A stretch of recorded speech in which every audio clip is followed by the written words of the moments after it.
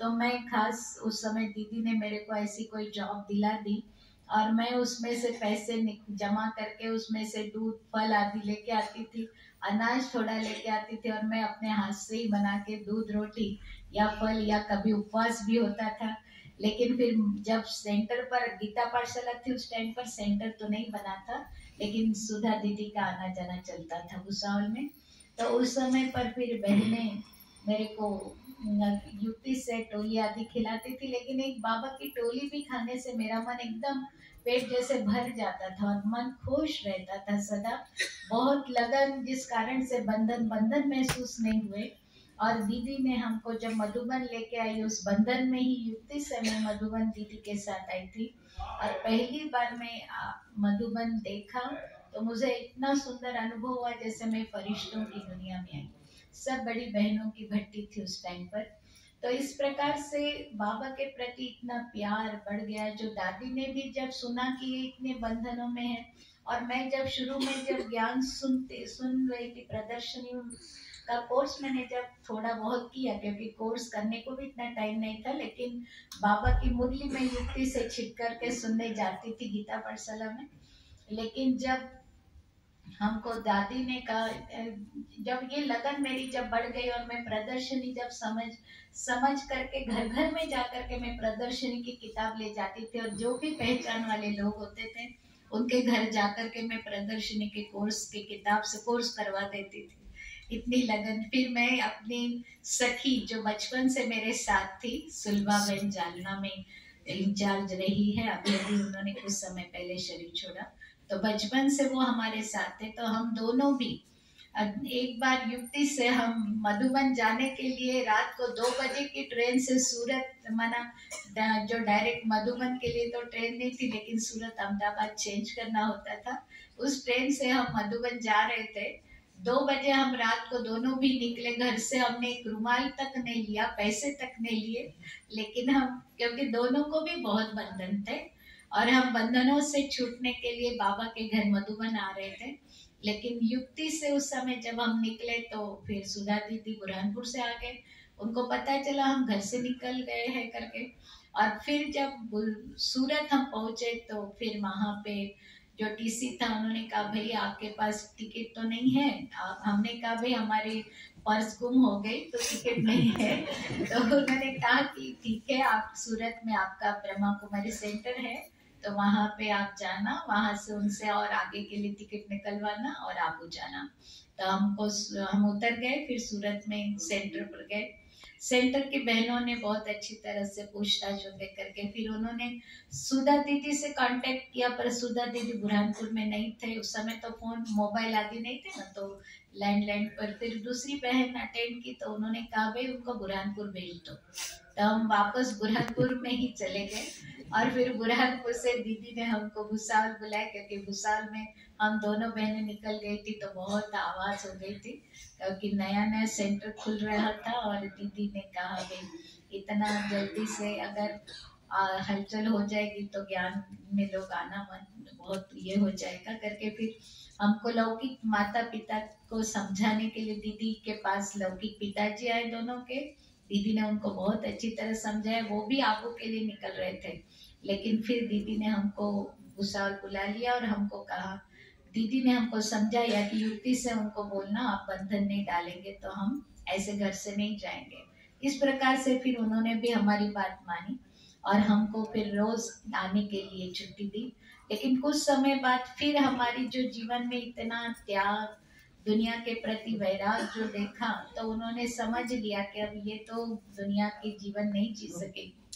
तो फिर हमको जब दीदी दूसरी बार मधुबन ले जा रही थी सारी कन्याओं को, उस समय हम 8-10 कन्या निकली साथ साथ, तो उस समय ट्रेनिंग के लिए दीदी हमको मधुबन ले आ रही थी। तब उन्होंने फाइनल कहा कि अगर आप सेंटर पर रहना चाहती तो घर में नहीं आना, और घर में रहना चाहती तो सेंटर पर नहीं जाना, एक निर्णय कर लेना। तो हमने तो निर्णय ले लिया कि हमको तो सेंटर पर ही रहना है। फिर दादी के पास हम मधुबन जब गए तो दादी ने कहा कि आज जरूर आप लोग सेंटर पर ही रहो, सिर्फ घर से पिताजी की छुट्टी की चिट्ठी ले लेना। बस उस दिन से लेकर उन्होंने बहुत प्यार से हमको चिट्ठी भी दे दी बाद में, और हम लोग सेंटर पर रहे, एक दिन भी हम घर में जाकर रहे नहीं उस दिन से लेकर के।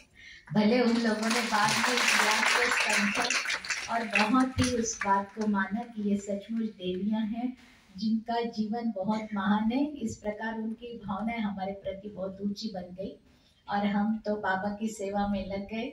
और सुधा दीदी की बहुत सुंदर पालना में भी हमको दीदी बार बार मधुबन जब भी जाएंगे हमको लेके जाएंगे बहनों को, और दादियों के समीप लाते थे। दादियाँ सब संगठित रूप में हमको मधुबन में मिलती थी और दादियों का बहुत प्यार भी हमको मिलता रहा। दादी बार बार हमको जब भी जाएंगे मधुबन तो शकु सुलभा ऐसे नाम से हमको बुला के आगे बिठाते थे। बहुत प्यार भरी पालना में हम बाबा ने हमको ऐसे पालना दी जैसे लगा ही नहीं कि बाबा अव्यक्त हुए। साकार दादी दीदी की पालना में हमको बाबा मामा की भासना आती थी।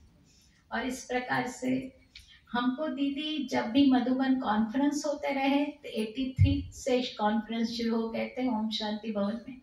उस समय पर भी हर सीजन में हर कॉन्फ्रेंस में हम लोग मधुबन में, जैसे आज दीदी ने कहा ना कि तन की भी सेवा बहुत जरूरी है यज्ञ की, तो हम लोगों को तो दीदी तन की सेवा के लिए मधुबन खास ले आते थे सभी बहनों को। और हम लोग सब्जी की ड्यूटी हमको मिलती थी हर समय बुरहानपुर सब्जियों को, तो हम सुबह जो 4 बजे से सब्जी में बैठते थे, योग करके आते थे आधा घंटा, और फिर तब से जो बैठ जाते थे फिर सिर्फ नाश्ते के लिए और भोजन के लिए उठेंगे, लेकिन शाम को 4 बजे तक हम सब्जियां काटते रहते थे। ऐसे हमारी माना यज्ञ की सेवा भी हम इतना दिल से प्यार से करते रहे। यज्ञ अपना महसूस होता रहा, यज्ञ की खींच होती रही। साल में कई बार मधुबन आना जाना होता था। बॉम्बे में भी ब्रिजेंद्रा दादी की भी सुंदर पालना में हमको मिलती रही। ब्रिजेंद्रा दादी के पास भी हर मास में एक बार दीदी हमको ले ही जाते थे। तो बाबा की पालना, बड़ों की पालना, दादियों की पालना ने आज हमको यहाँ तक पहुँचाया। मालेगांव की सेवा में आज 25 वर्षों से मैं हूँ। मालेगांव में भी बहुत अच्छे डॉक्टर, उज्जवल कापड़निस डॉक्टर, मल्हार देशपांडे, डॉक्टर समीर पाटिल, ऐसे काफ़ी डॉक्टर्स भी बहुत अच्छे बाबा की सेवा में बहुत अच्छे रहते चलते हैं। और काफ़ी बाबा के बच्चे भी बहुत अच्छे।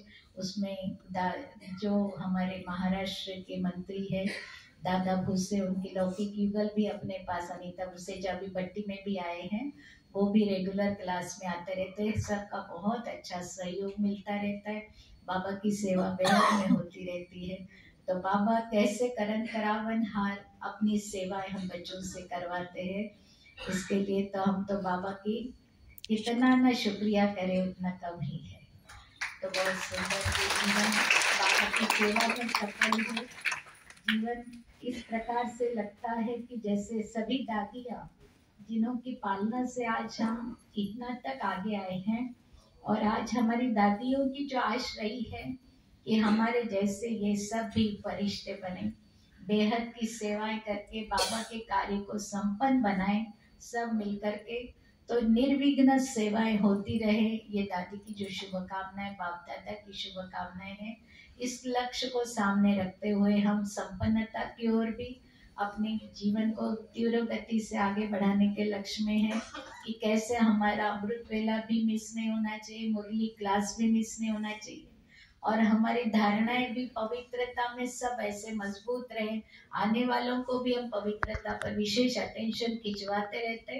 धारणा मूर्त बनाने का सदा लक्ष्य रहता है, और कई भाई बहनें बहुत जल्दी से धारणाओं में लग जाते और बहुत अच्छा परिवार भी उनका बाबा की सेवा में तन मन धन लगाते रहते। ऐसे कई एग्जाम्पल वहाँ पे रहे हैं, हर जगह पे जहाँ भी सेवाएं होती है। तो बाबा के कार्य को संपन्न कैसे हम जल्दी से बनाएं, यही लक्ष्य रहता है। ओम शांति।